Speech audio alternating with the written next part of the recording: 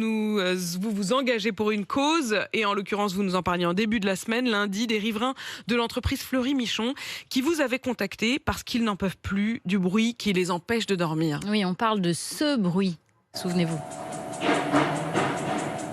Voilà.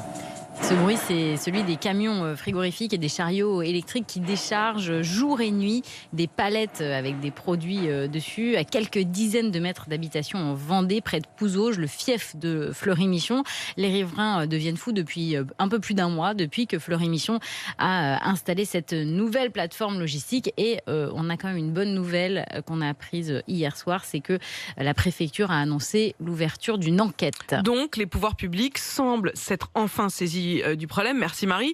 Sylvain, c'est vous qui aviez alerté car vous n'arrivez plus à dormir à cause de ce bruit. L'ouverture de cette enquête, c'est une bonne chose, c'est une première étape? Oui, c'est une bonne étape.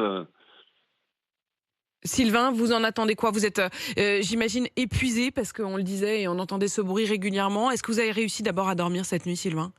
Ouais, cette nuit, c'était infernal. J'ai pas dormi de la nuit, quoi. Non, j'ai fait des prises de vidéo, des prises de son, là, à l'extérieur, c'était à 84 décibels. Et là, les volets fermés, les fenêtres fermées à la maison, on est monté jusqu'à 62 décibels à l'intérieur. Ça, C'était impossible. c'est trop dur. Ça Moi, j'en peux empire plus, pratiquement. Quoi. Vous êtes plusieurs à le dire. Vous avez en tout cas le sentiment que ça empire. Non, mais je vous dis, moi personnellement, j'arrive à un stade où c'est là depuis lundi, là, c'est monté en puissance. C'est infernal. Moi, je suis épuisé, j'en peux plus. Je vous dis franchement, j'en n'en peux plus. Nous.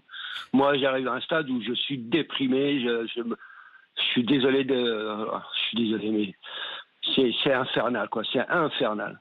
Sylvain, je comprends parfaitement et c'est pour ça aussi qu'on est venu, que Marie s'est déplacée pour aussi pouvoir écouter sur place. Justement, Marie, c'est quoi cette enquête? On peut espérer quand même que c'est le début d'une amélioration. Alors, dans son communiqué, la préfecture indique qu'elle va vérifier la conformité des mesures de bruit réalisées par Fleury-Michon, puisque l'entreprise nous avait assuré avoir fait venir un cabinet d'expertise acoustique. On devrait avoir les résultats de cette enquête en début de semaine prochaine. Nous, en tout cas, on a fait notre propre mesurage de décibels avec un smartphone, avec une application dédiée. Et même si ça n'est pas du matériel professionnel, il semble bien que la loi en termes de bruit ne soit pas du tout respectée. On est très au-delà des normes acceptables. D'ailleurs, il y a un avocat spécialiste des nuisances sonores qui nous l'a confirmé. Donc, on va voir ce que dit l'enquête menée par Fleury-Michon. Donc, Fleury-Michon, d'ailleurs, qui n'a pas voulu nous donner le nom du cabinet d'expertise indépendant qui est venu. On va voir ce que dit cette enquête. Indépendant, mais payé par Fleury-Michon. Payé par Fleury-Michon. Ils nous disent que c'est indépendant, mais ils nous disent pas le nom. On verra ce que dit l'enquête. On verra surtout ce que fait Fleury-Michon. Est-ce que fait Fleury-Michon rapidement, puisque on le disait, le bruit est tellement fort que l'entreprise ne pourra pas se contenter de mesures cosmétiques. Il va falloir prendre des mesures importantes et rapidement, parce que vous entendez la détresse de Sylvain. Je pense que les riverains, on ne peut pas les laisser dans cette situation. La préfecture qui ouvre donc une enquête. Sylvain, un dernier mot avec vous. Vous nous tiendrez évidemment au courant, mais est-ce que d'une certaine manière, vous commencez un peu à espérer que ça s'améliore? Franchement, on espère tous. Hein.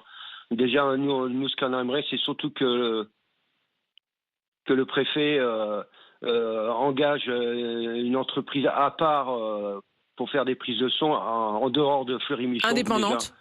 Indépendante, ça serait déjà une bonne chose, je pense.